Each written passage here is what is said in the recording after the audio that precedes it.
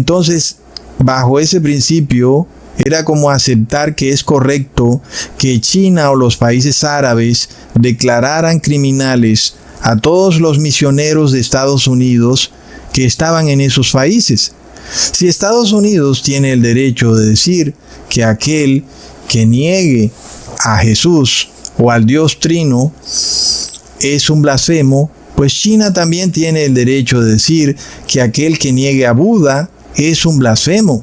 El resultado de imponer leyes anti-blasfemia en Estados Unidos era obvio.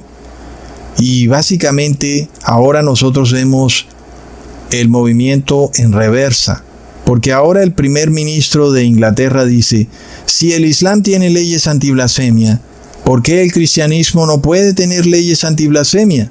Y un juez dijo, no estamos obligados por ninguna expresión en la Constitución, como algunos han extrañamente supuesto, a no castigar en absoluto o a castigar indiscriminadamente los ataques similares contra la religión de Mahoma o del Gran Lama, y por esa razón, el caso asume que somos un pueblo cristiano y la moralidad del país está profundamente arraigada en el cristianismo y no en las doctrinas o el culto de esos impostores. Entonces el juez dice, miren, el asunto es sencillo, pues aquí en Estados Unidos la religión mayoritaria es el cristianismo, no el budismo ni el islamismo. Y entonces las leyes antiblasfemia solo deben ser para el cristianismo y no para ninguna otra religión. Pero el concepto se cae bajo su misma lógica. Porque Estados Unidos ni siquiera existiría como nación cristiana, porque en Europa la religión de la mayoría era el catolicismo. Entonces, si fuera cierto eso, de que la religión de la mayoría debe ser defendida, pues entonces nunca hubiera existido el protestantismo, ¿verdad, hermanos? Nunca hubiera existido este grupo de personas que huyeron de Europa a Estados Unidos y hubieran fundado a Estados Unidos, porque todos ellos eran criminales, todos ellos eran blasfemos, blasfemaban en contra del catolicismo. Entonces la historia prueba que la blasfemia no puede ser definida nada más porque la mayoría tiene una religión. Lo vemos también en el caso de Jesús y los apóstoles. Ellos eran una minoría y la mayoría tenía la religión del judaísmo corporativo que adoraba a este Dios infértil que tampoco puede engendrar. Y entonces es un Dios incapaz, no es un Dios omnipotente. Es un Dios que tiene una debilidad, una limitación, no puede engendrar a un hijo. Y por supuesto que si ni siquiera él mismo puede engendrar a un hijo, mucho menos puede restaurar a la raza humana. Y sin embargo, pues Jesús tuvo que blasfemar en contra de una religión caída que era el judaísmo corporativo. Blasfemar entre comillas, ¿verdad, hermanos? Porque este Dios al que ellos adoraban, Jesús le decía, miren, ustedes no están adorando a mi Padre, ustedes adoran a vuestro padre que es el diablo. Para ellos eso era una blasfemia, ¿verdad, hermanos? Entonces decían, este blasfema. Jesús estaba hablando mal en contra de la religión de la mayoría. Hermanos, entonces, si las leyes antiblasfemia están definidas como una ley que es correcta porque la aprueba la mayoría, pues la historia nos revela que la mayoría siempre se ha equivocado cuando han pasado leyes antiblasfemia. Y luego que sigue con esta gente que dicen que les están atacando su fe. Entonces se enfurecen y empiezan a pasar penas de muerte, multa, guillotina, en fin, todo aquel que hable en contra de su falsa religión debe irse preso. Sin embargo, hermanos, Jesús siempre nos llama a hablar en contra de las falsas religiones, exponer a toda obra de maldad, a todas las huestes de maldad, hay que exponerlas. Entonces, el mandato de Cristo es ir y predicar el evangelio a toda criatura. Y lo hicieron, inclusive, en contra de leyes que se oponían a ese decreto. El Imperio Romano decía, por ley de Estado, hermanos, nadie puede hablar en contra de nuestros dioses. Y los apóstoles tenían que obedecer a Jesús, ir y predicar el Evangelio.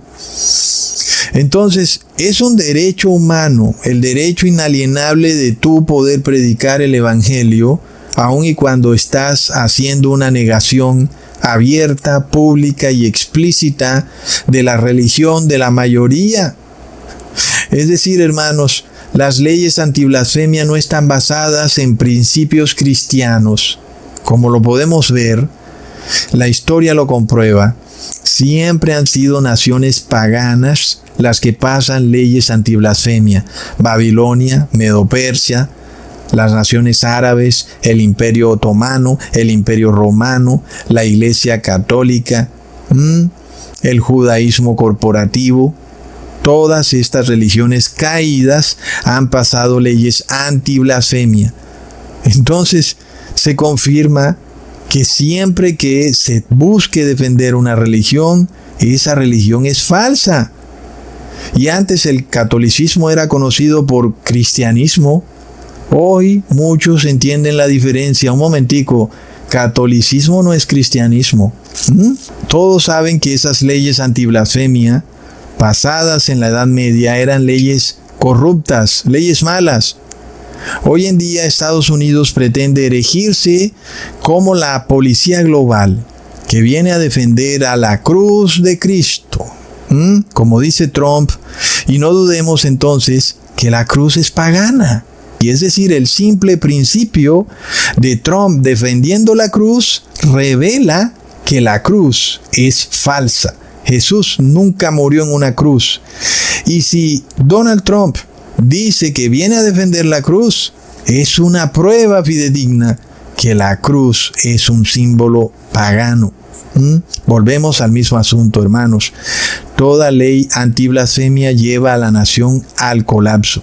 Puedes mirar todos estos imperios que ya nombramos. El Imperio Romano pagano, el Sacro Imperio Romano, Babilonia, Medo-Persia, Jerusalén, las naciones islámicas, el Imperio Otomano, todas han colapsado, todas tenían leyes antiblasfemia, todas se esforzaron en defender a su Dios y no pudieron cuando personas indefensas que no estaban armadas predicaban el Evangelio de Jesús.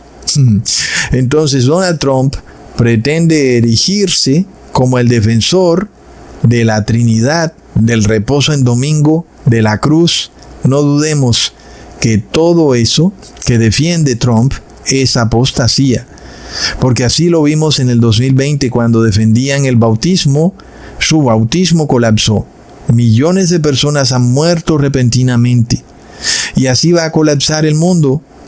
Toda religión que sea defendida por el Estado, aunque ellos digan que es lo contrario, que si no defienden la religión, el Estado va a colapsar. En este video queda desvirtuado ese sofisma. La verdad es que cuando el Estado decide defender una religión por encima de otra, es el inicio del colapso del Estado, hermanos. Y miremos lo que está pasando con la inflación, que fue algo que Cusatón se los profetizó hace mucho tiempo. El huevo se está poniendo carísimo en Estados Unidos. Señal de colapso.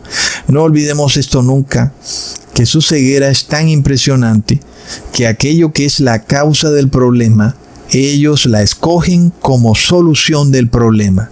Es de locos. Miremos lo que dice A.T. Jones para finalizar. Los principios de las instituciones americanas no son ni paganos ni papales. Los principios de la Constitución americana, que prohíbe la legislación sobre el asunto de la religión, son principios cristianos.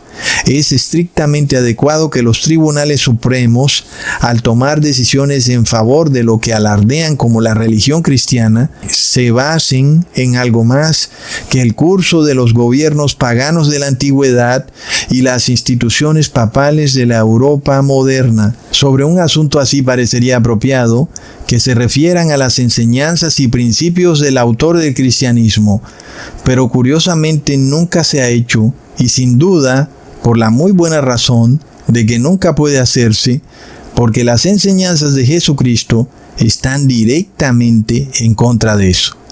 Es así, hermanos. Muéstrame en la Biblia donde Jesús dice que hay que pasar leyes antiblasfemia, donde Jesús dice que el Estado debe acoger su evangelio. Hermanos, no aparece.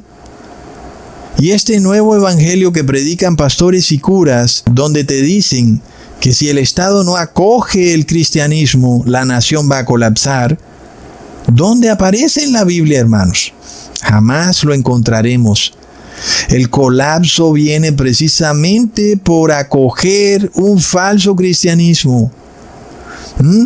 Entonces, si nosotros nos fuéramos a guiar por la palabra de Cristo, la nación debería tener separación de iglesia y Estado. Pero esta gente no se guía por la palabra de Cristo, se guía por los dogmas papales, hermanos. Y entonces tenemos a un gobierno dirigido por líderes religiosos que defienden son sus millones de dólares, sus universidades, colegios, tierras, hoteles, y lo único que defienden es su riqueza. Pero si alguien dice algo en contra de Jesús, nosotros no olvidemos sus palabras. Amad a vuestros enemigos, haced bien a los que os aborrecen, orad por los que os ultrajan y os persiguen, para que seáis hijos de vuestro Padre que está en los cielos. Hermanos, Jesús no nos manda a perseguir, a condenar en la cárcel a alguien que hable mal del Evangelio o de Jesús. Nos manda a orar por esa persona. Así que la blasfemia está mal. ¿Y qué se debiera hacer? Orar por esa persona que blasfema. Pero, ¿qué pasa cuando se pasan leyes antiblasfemia? Pues ahora el remedio es peor que la enfermedad. ¿Y qué pasa, hermanos? Estamos en el fin de los tiempos. Todos están enfermos, desde la planta del pie hasta la cabeza. No hay en ellos cosa sana. Todos están ciegos. Porque donde hay veneno, ellos ven antídoto. Y donde hay antídoto, ellos ven veneno. Porque están ciegos. Asimismo, el que predica el evangelio eterno, ellos lo llaman blasfemo. Y al oligarca cristiano lo llaman angelito de la caridad. Y el Papa sale en su gran Mercedes-Benz por la plaza saludando a las personas y ellos dicen: qué lindo, mira, es un angelito de la caridad. Ay, hermanos, entonces el Reino Unido solía ser una nación cristiana. Y uno recuerda cómo ellos tenían estas canciones maravillosas, como por ejemplo Jerusalén. Y hoy el Islam los ha convertido, o está por convertirlos, en una teocracia pseudo-cristiana, a punto de pasar leyes anti-blasfemia. Y eso es señal de que también para Estados Unidos vienen leyes anti-blasfemia, hermanos. Así que apúrate a subir por la escalera de Jesús para entrar en el lugar santísimo, para estar cara a cara con Dios. Porque cada día esta teocracia avanza. Así que avancemos más bien nosotros a la santidad. Avancemos al arrepentimiento para que la misericordia de Dios no nos abandone y para que su gracia esté siempre sobre nosotros y para que la fe de Jesús no se apague en nuestros corazones, porque sin fe no hay milagros. Les mando un abrazo y un saludazo. Hasta pronto, hermanos.